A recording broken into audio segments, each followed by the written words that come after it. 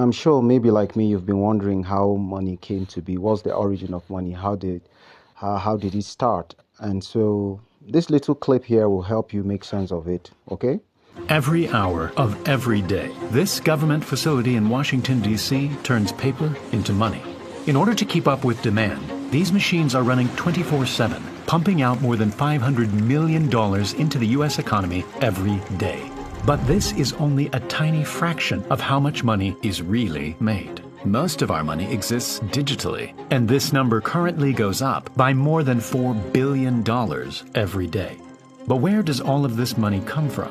Before it ever reached your bank account, it changed hands countless times, passing through people, governments, and businesses, all after being simply typed into existence on a computer. We modeled the entire thing to show you how money really works, and how it drives the country, inflates prices, and ultimately puts you in debt. But in order to fully understand how we got to this point, we need to go back to a time before money.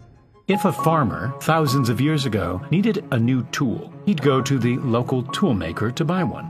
The farmer didn't have anything to give him in return, so instead, they both just agreed that he owed him something in the future. Because the tool maker trusted the farmer, his promise of future value was an acceptable form of payment. Sure enough, 2 weeks later, the farmer came back and gave him some food from his farm. To make transactions easier, people started to pay using more commonly used items like cattle, grain, and salt. Everyone needed these things, but they were hard to come by, and that's what made them valuable. The farmer could now buy a tool and pay for it right away, using a precise amount of grain that seemed like a fair exchange. This made transactions quicker, and both parties would leave with something valuable to them. But eventually the demand for trade was too much, and paying with a random mix of bulky objects wasn't good enough. People eventually settled on using metal coins, like gold and silver, since they were small, extremely valuable, and would last forever, unlike cattle or grain.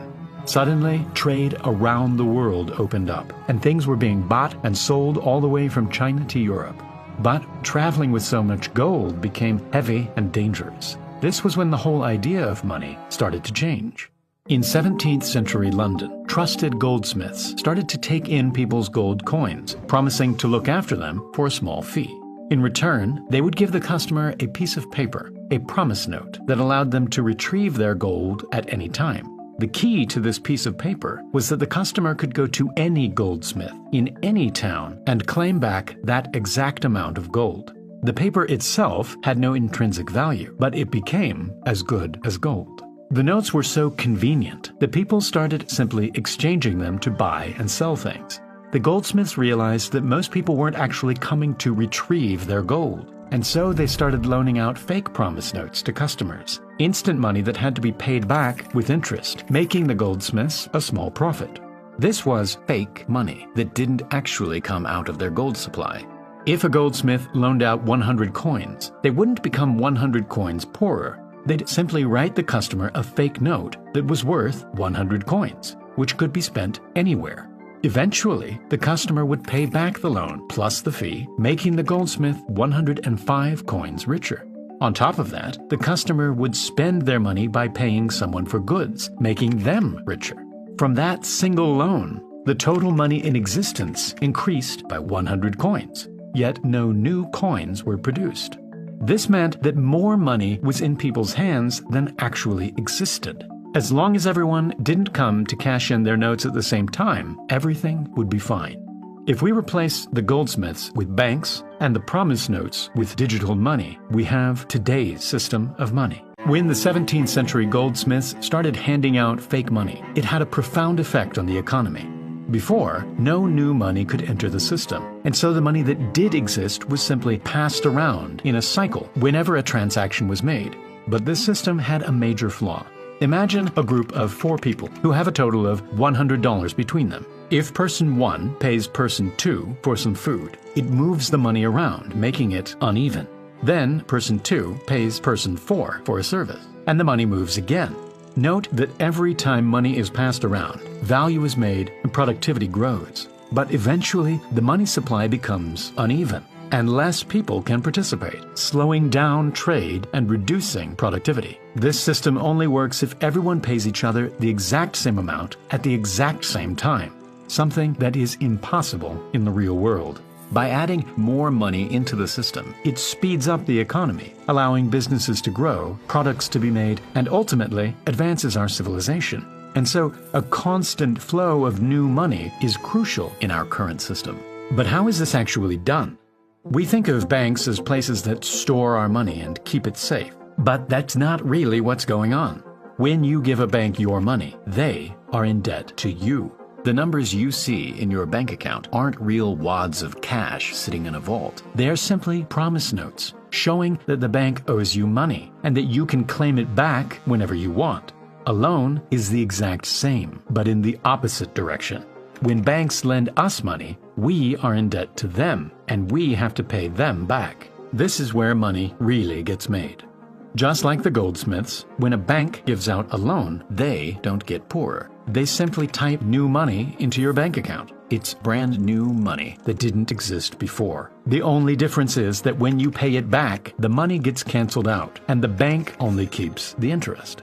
But with that loan, you paid for a new car, and that money eventually made its way to the employees of the dealership. Then they spent that money, and it continued to create hundreds of new transactions, powering businesses, creating new technologies, and providing us with food. All of this value and productivity would never have happened if new money hadn't entered the system. The problem is that productivity doesn't necessarily increase when we create new money, and that can cause inflation. If society starts producing fewer goods, but more money is added into the system, prices will go up, since there is more competition for fewer goods. Because of this, banks have to limit how much money they create. In the past, they could only lend out a portion of the actual cash they had in their backup supply. Nowadays, though, banks have almost complete freedom to create as much money as they like. If they are running low on backup money, they can simply go to the central bank and ask for more money. And that's where things get ridiculous. To create new money, the government creates a bond, which is essentially a loan that provides a steady income. Banks, corporations, and foreign countries buy these bonds from the US government, and this influx of money goes toward the government's budget. The government uses this money to pay companies and people, and it eventually makes its way back to the banks. The problem is, the US government almost always spends more money than it makes, so it is constantly in debt to those that buy bonds. In order to pay for that debt, it uses the taxpayers' money. Last year, the government spent almost $7 trillion, but your tax money wasn't enough to pay for this. And so the government had to create new bonds to receive more money, putting it further in debt, and the cycle continues. As crazy as it sounds, this system of adding more money through debt is how most of the world operates. It isn't necessarily a bad system. It's just not running anywhere near maximum efficiency. If banks created money for more productive things, like businesses, education, and infrastructure, all of this money going into the system could give us higher returns in the long